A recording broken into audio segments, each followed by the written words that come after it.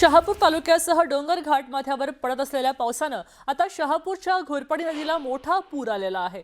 अतिशय वर्दळीचा हा रस्ता आहे आणि या रस्त्यानं शहापूर, शेणबा, किन्हवली, डोळखांबा ते मुरबाड अशा विभागातल्या हजारो लोक सतत प्रवास करत असतात आणि याच रस्त्यावर घोरपडी नदीच्या पुलावरनं साधारण 2 फूट पाणी वाहत आहे। तरी सुद्धा वाहन चालक आपला जीव धोक्यात टाकून पुलावरून प्रवास सुरूच ठेवतात।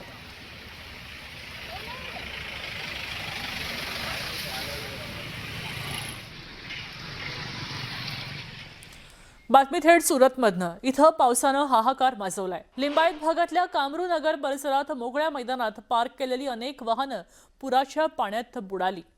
पाण्याची पातळी इतकी जास्त आहे की वाहनं पूर्णपणे पाण्याखाली गेली आहेत। त्यामुळे स्थानिक वाहन मालकांचं कोट्यवधी रुपयांचं मोठं आर्थिक नुकसान व्हायची भीती निर्माण झाली आहे।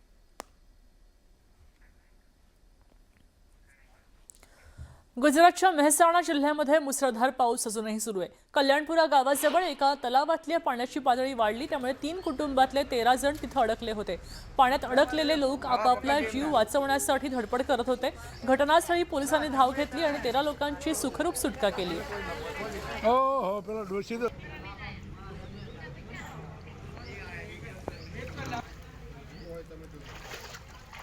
इथं जवळ खेडा जिल्ह्यामध्ये मातर भागात मुसळधार पाऊस झाला, त्यामुळे हाहाकार माजला। संपूर्ण गुजरात परिसरात मोठ्या प्रमाणावर पाणी साचले। मातरमधला भालडा आणि मधरौल हे भाग पुराच्या पाण्याखाली गेले।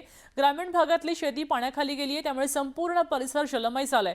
परिस्थिती इतकी गंभीर झाली आहे की अनेक शेतशिवारांमध्ये आणि घरांमध्ये पुराचं पाणी शिरलंय, त्यामुळे स्थानिक रहिवाशांचं जनजीवन पूर्णपणे विस्कळीत झालंय।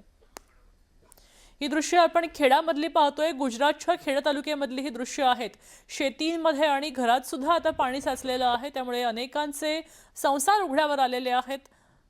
मधरौल जवळचा भाग आहे, भालडा हे गाव आहे आणि या दोन्ही गावांमध्ये पाणी शिरलेलं आहे। इथं पुरानं हाहाकार माजवलाय।